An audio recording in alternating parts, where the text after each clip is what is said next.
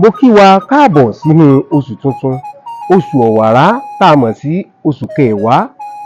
Lóṣù yìí yóò tù wá lára lágbára Elédùà. Ìjà ayé ò ní gbé wa lọ tọmọtọmọ, tayataya, tọkọtọkọ. Afẹ́fẹ́ òdì ò ní fẹ́ lù wá. Ṣebí rínrin báyìí nìdí àmúmọ́ rin. Ọwọ́ wa yóò mọ rin sówó, yóò sì mọ jí sówó lágbára Elédùà. Ṣebí ojúmọ́ kan ò ní mọ́ kórógùn mọ́ròkọ. Ọmọdé ló máa ń so lórí òkòtó. Gbogbo ibi tó re wá bá wà láàmọ̀ rọ́wọ́ mú, láàmọ̀ rọ́wọ́ tẹ̀ lágbára Elédùà. Gbogbo ibi tí a bá ń lọ, rere ni tiwa lóṣù yìí.